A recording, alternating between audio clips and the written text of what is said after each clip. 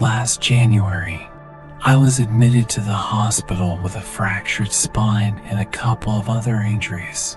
The operation was not required, but I had to lie in one place for a month.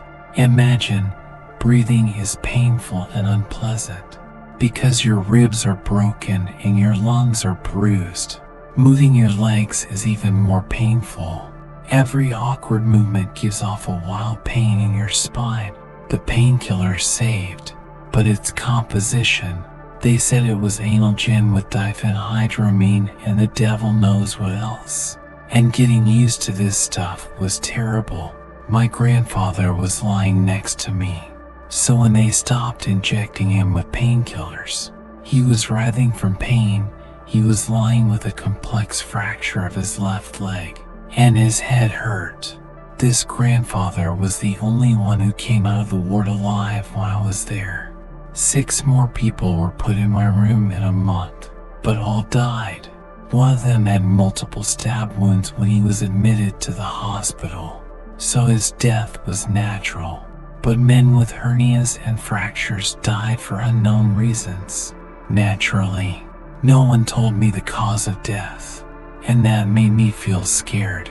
My grandfather said that at night someone walks as if on heels, not with a shuffle, but with a bang, and that sometimes you can hear the rumble of a gurney. You can't imagine how I felt when the corpses were taken out of the ward in the morning. Then I learned from the technician that people had died like flies before me, and in general, the ward was not good. A week after I got to the hospital, I came up with the idea to give up painkillers so that later addiction would not appear. For the first 2 or 3 days everything was fine while I was not moving. I did not get much pain. Then the pain started to torment me at night, which is why I slept mostly during the day. That's where it all started. At night I heard footsteps, quiet, slow and rustling. They were heading towards my room. I held my breath, looked at the door and felt a lot of pain again. I was lying with my head to the door, so I turned my head. Because of this it hurt. The footsteps were getting closer, and the closer they were, the more terrified I felt.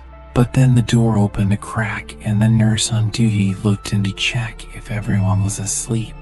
I was relieved. I used to sleep at night, so I didn't know she was doing her night rounds. I calmed down. I lay on my own. Then the footsteps and the rumble of the cart were heard again. I thought that a patient had been brought in, and I fell asleep. In the morning I found out that no one had arrived at night. Well, I thought, you never know what the attendant could carry at night.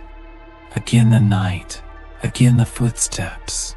Again the attendant. When the attendant comes in, you should close your eyes and pretend to be asleep. Otherwise you should get an immediate injection of a sedative, after which your head is splitting. And then there was the rumble of a gurney.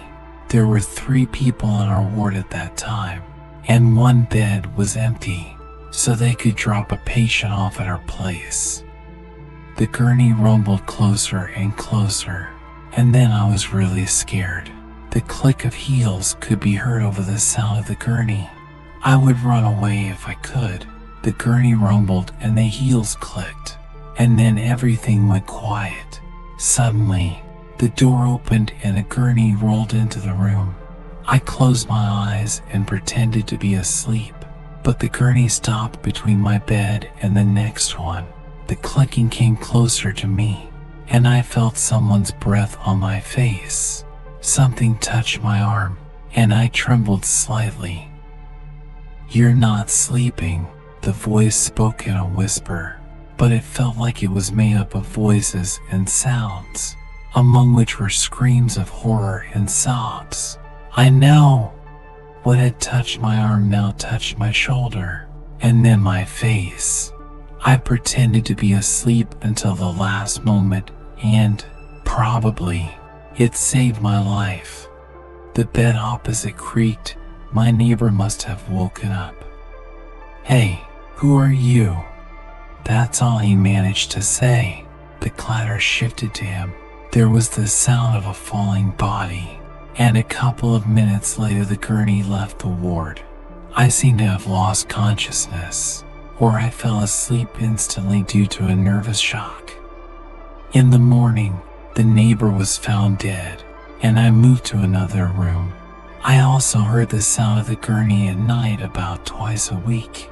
She drove past my room, and every time I cringed, begging her not to come to me.